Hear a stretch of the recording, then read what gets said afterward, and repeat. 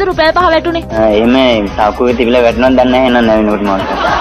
සාකුවේ තිබිලා රුපියල් 100ක් 200ක් නම් නිකමටවත් වැටෙන්නේ නැතුව ඇතිනේ. නෑ මේ කාසියක් නේ කාසියක් වැටිලා තියෙන කොහමද? මං ගෙදර ගිහලා හොඳට මේ කිඹුල බණිස ගත්ත අරගෙන පොල් සම්බෝල වල ගගා කකා ඉන්නකොට මෙන්න කටස් ගාලා හැපුණා බැරින්න රුපියල් 5ක්. අහගෙන තින්නේ. ඔව් මම වැහෙනවා ඉතින්.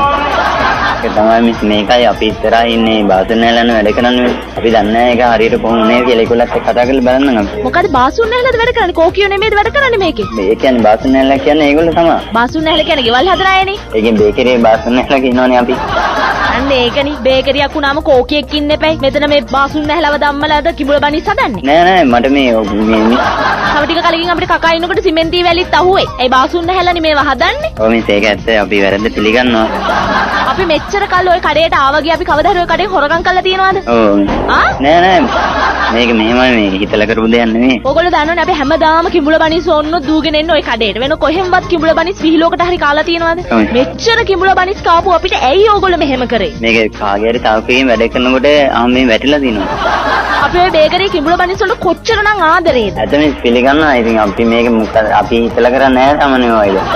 දැන් මීට කලින් මේ වගේ වැඩ වෙලා තියෙනවද? නෑ ඇත්තටම එහෙම දෙයක් වෙලා නෑ. කවදාවත් වෙලා නෑ. නෑ එහෙම දෙයක් උන්නේ නෑ. ඔයා ඔහොම කොහොමද කියන්නේ? අපේම පවුලේ කී දෙනෙකුට නම් වෙලා තියෙනවද මේ විදිහේ කාසි හම්බෙලා තියෙනවද? නෑ මිස් මේ මම දැනුවත් නෑ එහෙම දෙයක් වෙලා නෑ. දැන් බලන්න අපේ තාත්තා ගල් බනිස් එකක් ගත්ත මේ පළමුදා 725ක් ගල් බනිස් එක ඇතුළේ. ඔව්. අයියස් පංචියක් ගත්ත රුපියල් 2ක් තිබ්බා ඒකයක්. අපේ මේ මල්ලි ළඟදී ජෑම් පාන් එකක් අරන් ඇවිල්ලා තිබුණා. ජෑම් වල ඇලවිලා මේ 750 කාසියක් තියෙනවා. දැන් බලන්න එතනම රුපියල් 10ක් විතර එකතු වෙලා තවත් මේ ජෑම් පාන් එකක් කට හැකි ඒ සල්ලි වල. අනේ මට නම් මොනවද කියන්නේ කියලා මම දන්නේ නැහැ.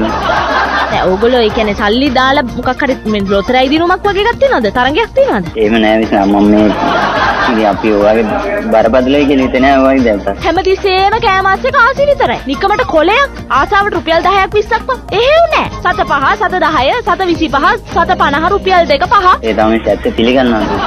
ඔයගොල්ලෝ මේට වඩා උනන්දු වෙලා වැඩ කරන්න ඕනේ. ඒක නම් මම මෙතන කරන වැඩ කරන තේවේ කියන්නේ මිස් මට මොකුත් කියන්න බෑ ඒක නැත්නම්.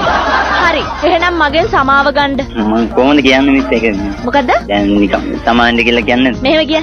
ඔබතුමියට දුන්න කිඹුල බනිස් එකේ රුපියල් 5ක් තිබ්බා. ඒකට මට සමාවෙන්න. හොඳයි මිස් සමාවෙන්න එන්න. අර ඔක්කොමත් එක කියන්නේ නිකන් චූටි කැලක් කියන්නේ. ඒකම තමයි කිව්වේ සමාවෙන්න කියලා. කරුණාකරලා මම මේකට කේස් එකක් අදින්න කලින් මගෙන් සමාව භජනය කරන්න. මේ කිඹුල බනිස් එක රුපියල් 5ක් තිබුණා මට සමාවෙන්න. මොකද්ද? කිඹුල බනිස් එක රුපියල් 5ක් තිබුණා මිස් සමාවෙන්න.